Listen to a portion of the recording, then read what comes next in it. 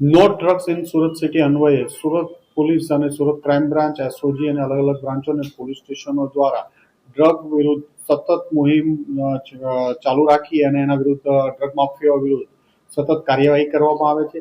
આ જ એક કામગીરીના ભાગરૂપે સુરત ક્રાઇમ બ્રાન્ચને એક ઇન્ફોર્મેશન મળી હતી.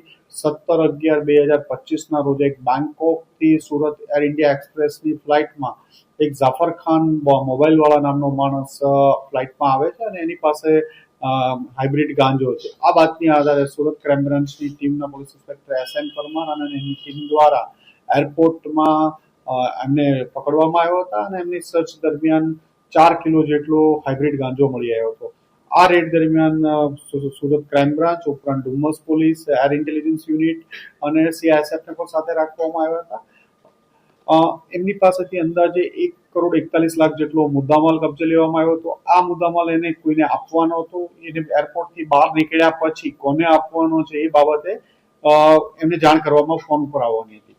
ક્રાઇમ બ્રાન્ચની ટીમે એને પકડી અને એને એરેસ્ટ કરી એના 3 દિવસના રિમાન્ડ લેવામાં આવ્યા હતા. એમની ઘણી બધી પૂછપરછ કરવામાં આવી હતી. દરમિયાનમાં ફરીથી ક્રાઇમ બ્રાન્ચને એક ઇન્ફોર્મેશન મળી કે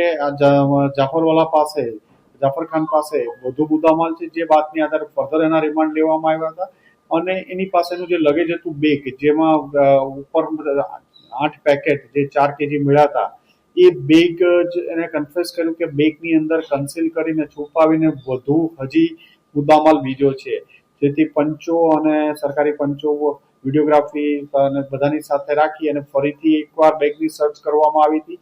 બેગની ઉપર એક ફરીથી બીજું બેગનું કવર લગાડી દેવામાં આવ્યું હતું. બેગની ઉપર એમાં ટાયર ને ઉપર આખી બેગ કેવિટી બનાવી અને છુપાવવામાં આવ્યું હતું.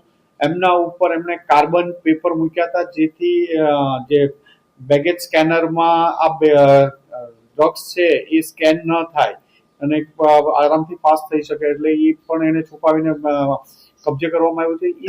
એ બંને બેગ તોડીને સર્ચ કરતા એમાંથી 4 પેકેટ મળી આવ્યા હતા, જે 4 કિલો 800 ગ્રામ એટલે અંદાજે 5 કિલો જેટલું અને જેની કિંમત 1,70,00,000 જેટલાનો મુદ્દામાલ વધુ સુરત ક્રાઇમ બ્રાન્ચ દ્વારા ધરપકડ કરવામાં આવ્યું છે. ફોઇલ પેપર, બેગ વધુ કબજે, જે કાર્બન પેપરની કબજે કરવામાં આવ્યા છે અને હજુ આમાં તપાસ ચાલુ છે.